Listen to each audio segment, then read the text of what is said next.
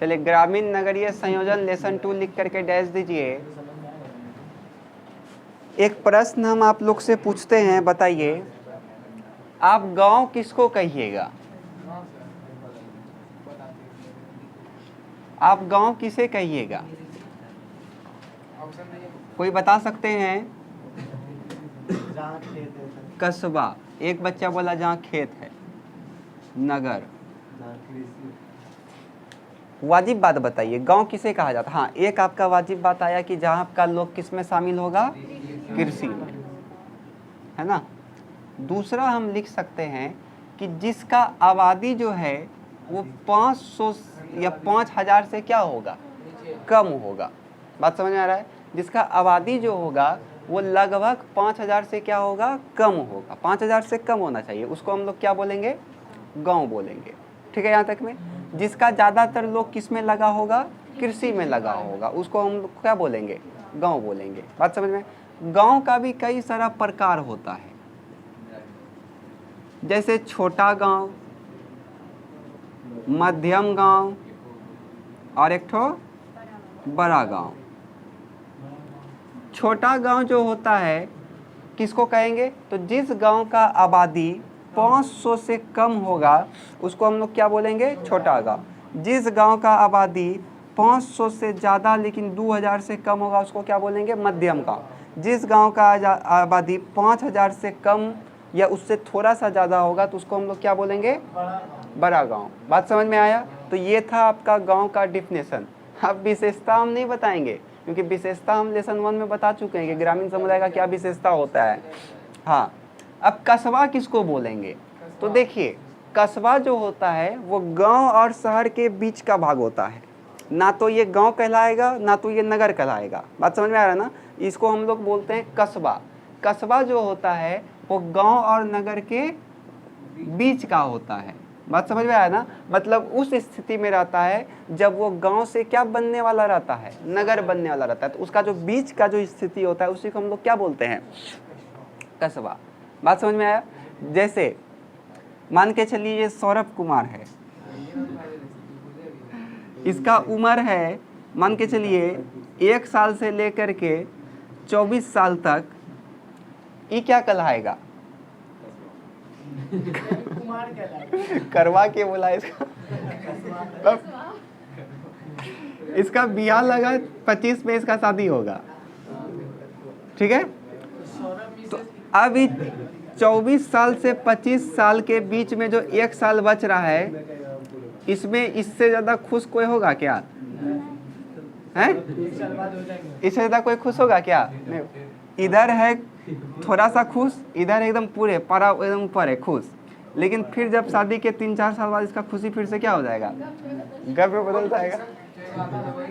तो गांव का भी स्थिति यही है एक प्रकार का। ना तो ये गांव है ना तो ये नगर है, ये इसको क्या बोलेंगे? कस्बा। इसमें भी एक विशेषता है कि इसका जो जनसंख्या घनत्व है वो कितना रहना चाहिए? 400 व्यक्ति प्रति किलोमीटर रहना चाहिए। 400 व्यक्ति प्रति किलोमीटर रहना चाहिए। बात समझ में आया? यानी कि 1 किलोमीटर में कितना व्यक्ति रहना चाहिए? 400 व्यक्ति। हाँ, 1 किलोमीटर का दायरा में कितना व्यक्ति रहना चाहिए? इसका जो जनसंख्या घनत्व रहना चाहिए वो 400। एवरेज बता रहे हैं हम, ऐसा थोड़ा है कि 1 किलोमीटर में 400 अट जाएगा। जैसे मान के चलिए भागलपुर का या किसी भी एक गांव का पूरा क्षेत्रफल है, मान के चलिए कुछ भी ले लीजिए, ऐसे 2000 मीटर है, कुछ भी रखिए। अब 2000 मीटर में मिला करके सबका एवरेज निकालना होगा। हो सकता है कहीं पे ज़्यादा हो सकता है कहीं पे आबादी कम हो, तो सब जगह अलग अलग हो सकता है ना, तो एवरेज निकाला जाता है। तो कस्बा समझ में आया है सबको? अब समझिए नगर। तो नगर क्या होता है? तो देखिए, एक समाजशास्त्री हुए राधा कृष्ण मुखर्जी, उन्होंने कहा कि जो नगर है वो और कुछ नहीं बल्कि गांव का ही एक क्या है? विकसित रूप है। वो एक गांव का ही क्या है? विकसित रूप। क्योंकि जो नगर होगा वो पहले क्या होगा? पहले वो क्या होगा? गांव होगा। सास भी पहले बहुत थी, तो वही वाला सिस्टम है। क्या बोले? आबादी और जनसंख्या क्या होता है?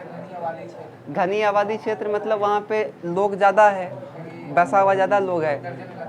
हाँ, नहीं, दर्जनों लाख का कहानी नहीं है। जहाँ पे देखिए व्यापारिक गतिविधि ज़्यादा होगा वहाँ पे आबादी ऑटोमेटिक बढ़ेगा ही, वहाँ पे आबादी जा करके बसेगा ही। कोई ज़रूरी थोड़े है कि वहीं पे सबका जन्म हुआ होगा। अब जैसे भागलपुर को आप स्टेशन पास चले जाइए, स्टेशन के आसपास में आपको भयंकर भीड़ देखने को मिलेगा।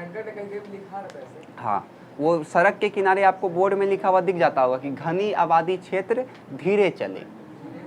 इसका मतलब आप भागलपुर भी जब एंट्री करिएगा या कोई भी मेन रोड पे आप जा रहे हैं, बीच में अगर बाजार पड़ रहा है कोई सा भी, तो उसके पहले आपको बोर्ड दिख जाएगा घनी आबादी क्षेत्र, धीरे चले।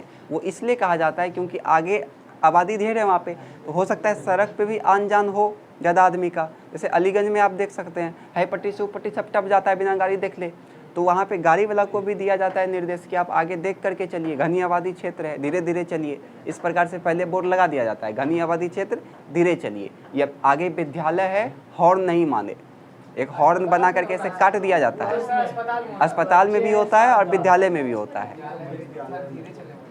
बाबू, विद्यालय का जब आएगा तो उसके आगे आपको लिखा हुआ मिलेगा, हॉर्न का सिंबल रहेगा, उसको ऐसे करके काट देगा। वो इसलिए क्योंकि हॉर्न बार बार बजाएगा तो पढ़ाई में डिस्टर्ब नहीं होगा। अब विद्यालय है तो आपको ऑटोमेटिक वहाँ पे ब्रेकर लगा रहता है, ऑटोमेटिक आपको स्लो करना ही पड़ेगा। आगे भी ब्रेकर, पीछे भी ब्रेकर, अब बीच में विद्यालय रहता है। और कहीं कहीं का ब्रेकर तो ऐसा रहता है पूरा शरीर का पुर्जा हिला देता है, इस प्रकार से रहता है। कटकुनिया कटकुनिया पूरा शरीर को हिला देता है। ये जो ब्रेकर रहता है उसमें तो कोई दिक्कत नहीं होता है। ये आपको दूर से दिखो नहीं करेगा कि ब्रेकर आ रहा है, ये आपको दिखेगा ही नहीं। ये अक्सर आपको दिख जाएगा, ये दिखेगा आपको कहाँ पे, तो स्कूल जहाँ पे आने वाला रहता है उसके बीच में एक पट्टी इधर रहेगा, एक उधर रहेगा, और बीच में स्कूल है। ये बड़ा खतरनाक ब्रेकर होता है, इसमें गाड़ी का पूरा और आपका पूरा शरीर का पुर्जा हिल जाएगा।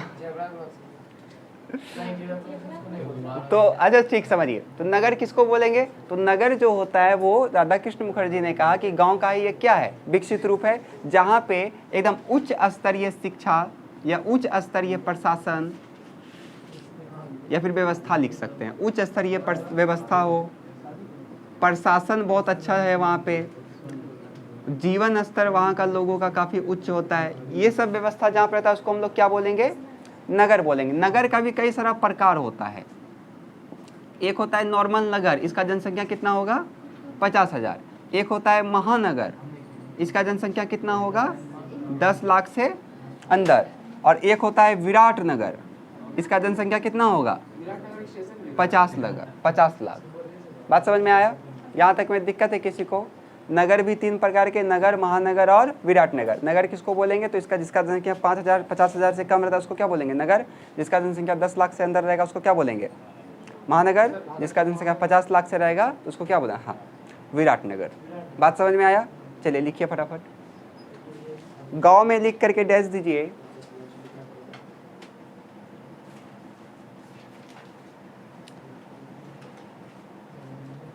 इसका जनसंख्या 5,000 से कम होता है, इसका जनसंख्या 5,000 से कम होता है।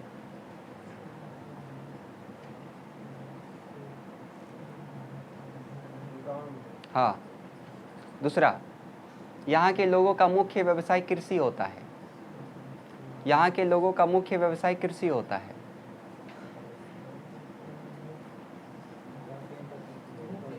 व्यवसाय कृषि होता है,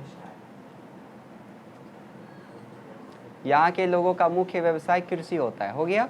चलिए विशेषता प्रकार लिखिए, और प्रकार में पहला लिखिए छोटा गांव। छोटा गांव। अच्छा, विशेषता हम नहीं लिखाएंगे क्योंकि विशेषता हम पिछले चैप्टर में पढ़ा दिए हैं इसका, तो आप लोग लिख लीजिएगा। हाँ, छोटा गांव में लिखिए इसका जनसंख्या 500 से कम होता है। उसी प्रकार से ये दोनों अपने से लिख लीजिए। मध्यम में लिखिएगा इसका जनसंख्या 500 से 2000 के बीच में होता है, और बड़ा में लिख लीजिएगा इसका जनसंख्या 5,000 से कम होता है या थोड़ा ज़्यादा होगा। अपने से लिखिए।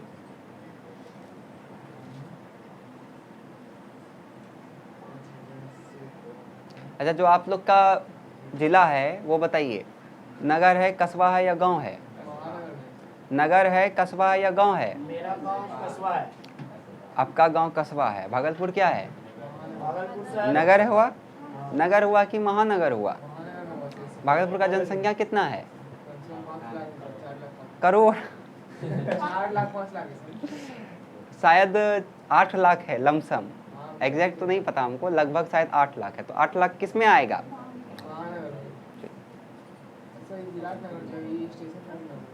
विराट नगर में ना आएगा जी। 10 लाख से बेसी रहेगा तब आएगा महानगर में, और 50 लाख से बेसी रहेगा तब आएगा विराट नगर में। जैसे बम्बई हो गया,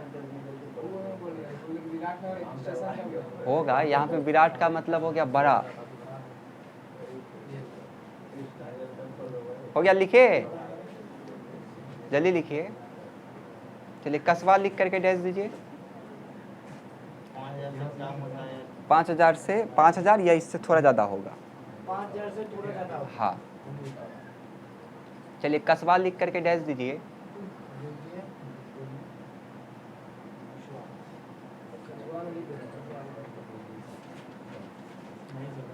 कस्बा गांव और नगर के बीच का ही रूप होता है। कस्बा गांव और नगर के बीच का ही रूप होता है। कस्बा गांव और नगर के बीच का ही रूप होता है, जहां का लगभग 75% लोग कृषि कार्य में संलग्न होते हैं। जहां का लगभग 75% लोग कृषि कार्य में संलग्न होते हैं। कृषि कार्य में संलग्न होते हैं।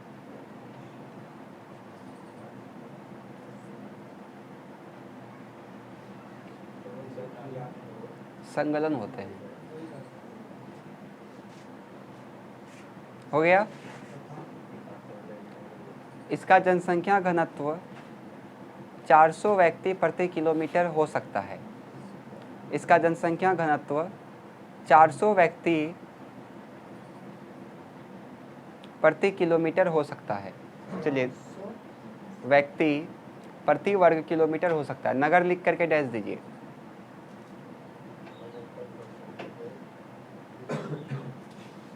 नगर लिख करके डैश दीजिए। राधा कृष्ण मुखर्जी के अनुसार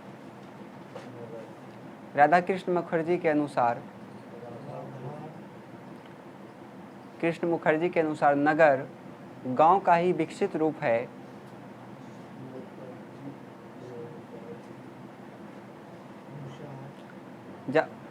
नगर गांव का ही विकसित रूप है जहां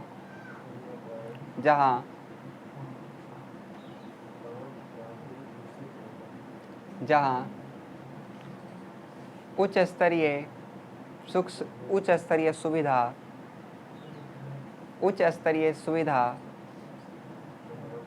व्यवस्थित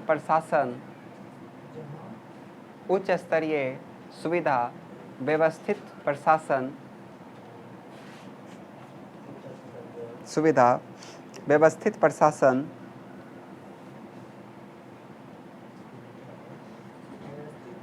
हाँ, परिवहन इत्यादि होते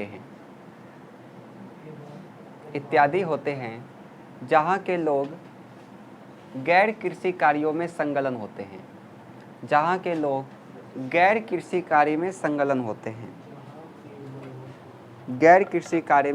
होते हैं। अगला लिखिए प्रकार।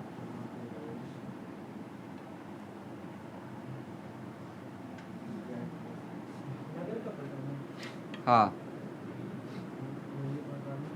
लिख लीजिएगा अपने से। नगर में डैश देकर लिखिए। इसका जनसंख्या 50,000 हो सकता है। महानगर में इसका जनसंख्या 10 लाख हो सकता है या 10 लाख से बेसी हो सकता है। अब विराट नगर में लिखिए इसका जनसंख्या 50 लाख या 50 लाख से ज़्यादा हो सकता है।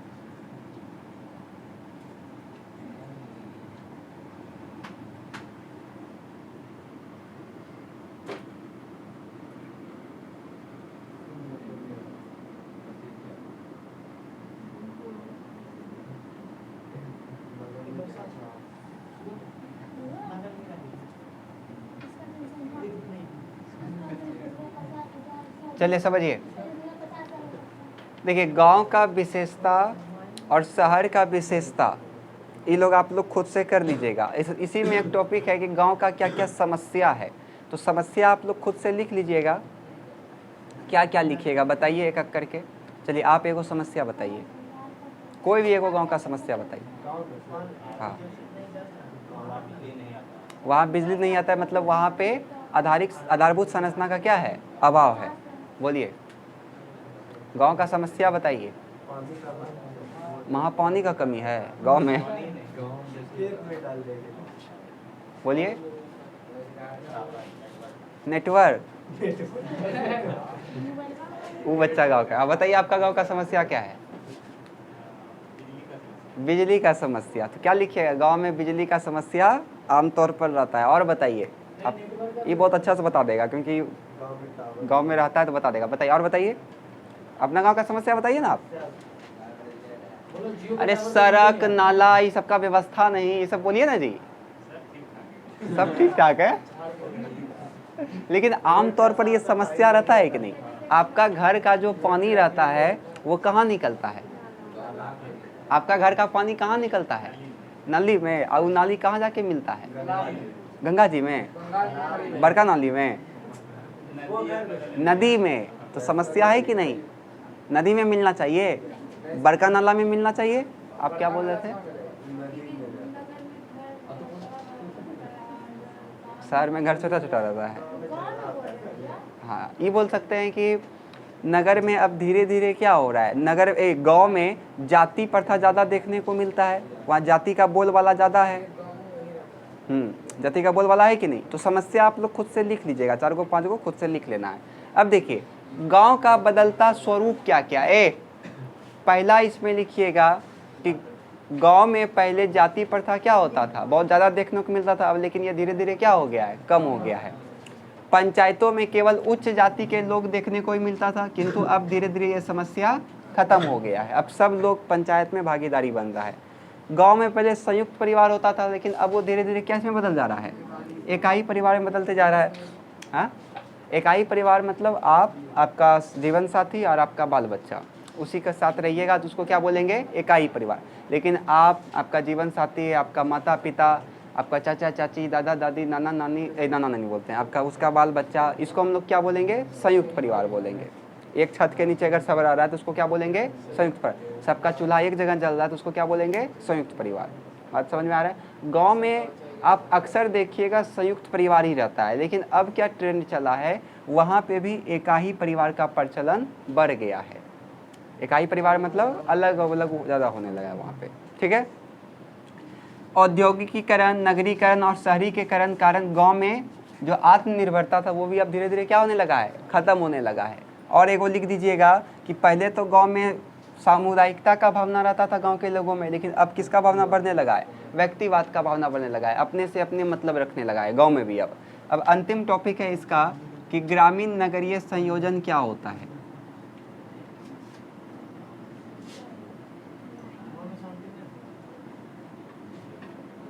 गांव जैसा शांति कहीं रहता है। अब गांव का हवा में जाके सांस लीजिए और यहाँ का हवा में सांस लीजिए, अंतर नहीं है। तब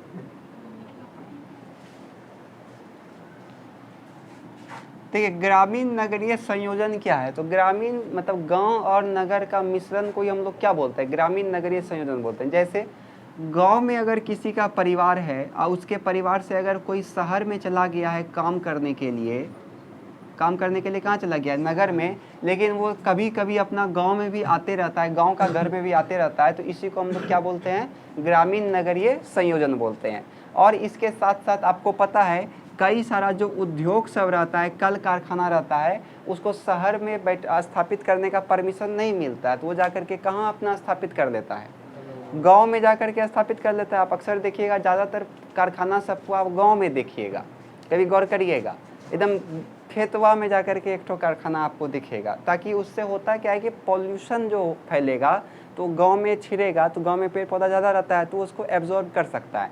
शहर में अगर कोई ज़्यादा कारखाना खुलने लगेगा तो इससे क्या होगा कि शहर का पॉल्यूशन और भी ज़्यादा बढ़ेगा, प्रदूषण और ज़्यादा बढ़ेगा। बात समझ में आया।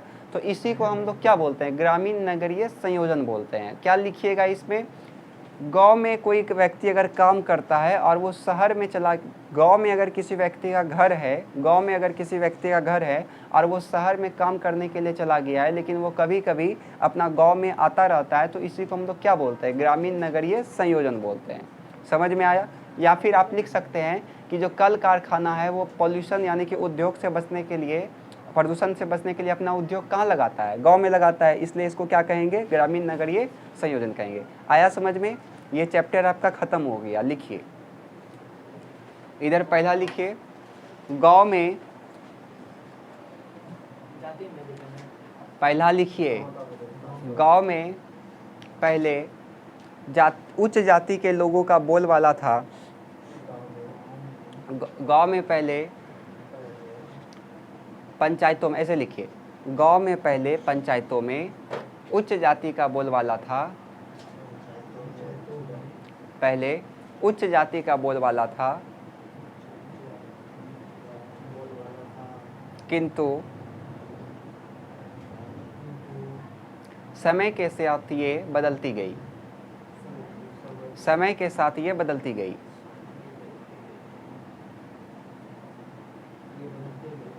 दूसरा लिखिए, पहले गांव में जाति प्रथा बहुत देखने को मिलता था, पहले गांव में जाति प्रथा बहुत देखने को मिलता था, पहले गांव में जाति प्रथा बहुत देखने को मिलता था, किंतु अब इसमें कमी आई है, किंतु अब इसमें कमी आई है।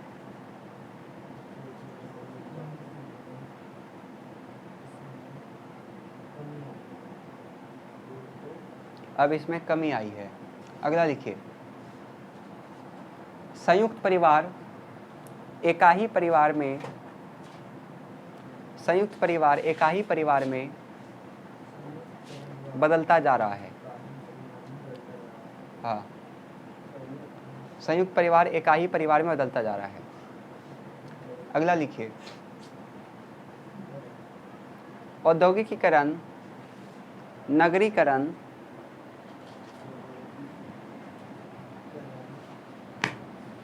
औद्योगिकीकरण, नगरीकरण एवं शहरीकरण के कारण गांव का आत्मनिर्भरता,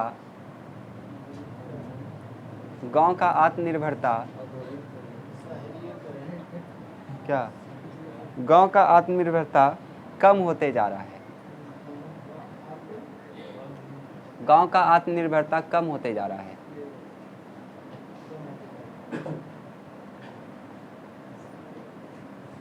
अगला लिखिए,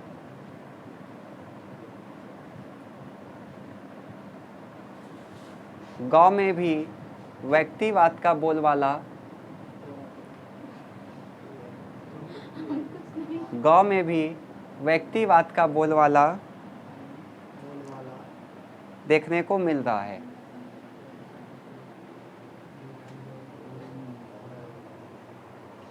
अगला लिखिए, व्यक्तिवाद का बोलबाला देखने को मिलता है। ग्रामीण नगरीय संयोजन में डैश दे करके लिखिए,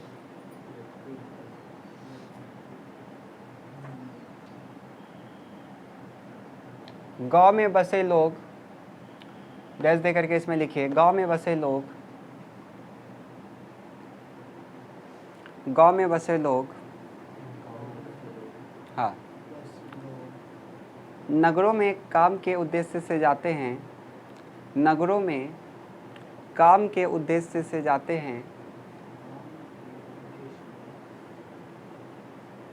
किंतु उनका परिवार गांव में ही रहता है, किंतु उनका परिवार गांव में ही रहता है, गांव में ही रहता है, जिससे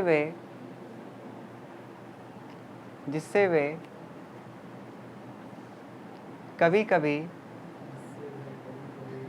गांव भी आते हैं, जिसे ग्रामीण नगरीय संयोजन कहा जाता है, जिसे ग्रामीण नगरीय संयोजन कहा जाता है। चलिए प्रश्न लिखिए, पहला प्रश्न लिखिए, गांव, गांव, कस्बा, नगर में क्या अंतर है? गांव, गांव, कस्बा, नगर में क्या अंतर है? अगला लिखिए, गांव की विशेषताओं को लिखें। गांव की विशेषताओं को लिखें। हाँ। अगला, गांव की समस्याओं को लिखें। गांव की समस्याओं को लिखें। अगला, गांव की समस्याओं को लिखें। नेक्स्ट, शहर का विशेषताओं को लिखें। शहर मतलब नगर। शहर का विशेषताओं को लिखें। शहर के विशेषताओं को लिखें। शहर की समस्याओं को लिखें। शहर मतलब नगर भी आ सकता है। नगर की समस्याओं को लिखें। हाँ। गांव कितने प्रकार के होते हैं लिखें। गांव कितने प्रकार के होते हैं लिखें। शहर कितने प्रकार के होते हैं लिखें। गांव कितने प्रकार के होते हैं लिखें। शहर कितने प्रकार के होते हैं लिखिए। शहर कितने प्रकार के होते हैं लिखिए। गांव का बदलता स्वरूप से आप क्या समझते हैं? गांव के बदलते स्वरूप से आप क्या समझते हैं? गांव के बदलते स्वरूप से आप क्या समझते हैं? अगला लास्ट क्वेश्चन, ग्रामीण नगरीय संयोजन से आप क्या समझते हैं?